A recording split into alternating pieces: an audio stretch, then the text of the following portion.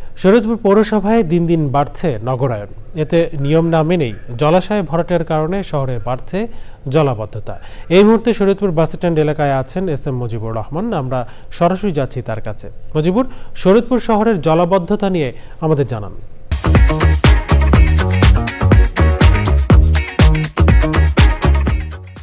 হ্যাঁ হাসিব, আপনি যেমনটি বলছিলেন 1985 সালে শরীয়তপুর পৌরসভা গঠিত হয়। এরপর থেকে ধীরে ধীরে নগরায়ণ শুরু হয়, কিন্তু ইমারত নির্মাণ যে আচরণবিধি সেটিকে আসলে লঙ্ঘন করা হচ্ছে, যে কারণে আমরা যা দেখতে পাচ্ছি শহরের ফুসফুস হচ্ছে বিভিন্ন জলাধার। কালক্রমে সেই জলাধার আস্তে আস্তে ভরাট হতে শুরু করেছে। সেটি আরো ব্যাপক আকার ধারণ করেছে পদ্মা সেতু চালু হওয়ার পর থেকেই। এখন নির্বিচারে এই সমস্ত জলাধার বলা যায় যে আমাদের আমরা দেখতে পাবো যে অনেক সেতু ব্রিজ দাঁড়িয়ে আছে, তার রেলিং দেখা যাচ্ছে, কিন্তু কোনো ক্রমেই তার অস্তিত্ব এখানে আর দেখা মিলবে না। নির্বিচারে যে সমস্ত জলাধার ভরাট করা হয়েছে, মানে এটি অকল্পনীয়।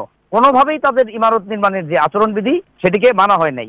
তো যে কারণে শহরের যেই সচেতন মহল আছে অনেকেই মনে করছেন যদি কঠিনভাবে যে ইমারত নির্মাণ আচরণবিধি মানা না হয় এবং সে বিষয়ে দ্রুত পদক্ষেপ নেওয়া না হয়, তাহলে খুব অল্প দিনের মধ্যেই তাদের ধারণা 10 থেকে 12 বছর বা 15 বছরের মধ্যেই এই শহর বসবাসের অনুপযোগী হয়ে পড়বে।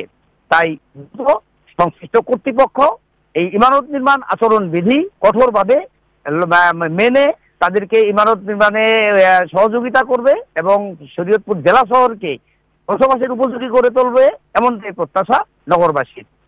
হ্যাঁ হাসিব, শরীয়তপুর জলাবদ্ধতা মানে ভরাটের কারণে জলাবদ্ধতার সর্বশেষ পরিস্থিতি ছিল এই। মুজিবুর, আপনাকে ধন্যবাদ। এস.এম. মুজিবুর রহমান জানাচ্ছিলেন শরীয়তপুর থেকে।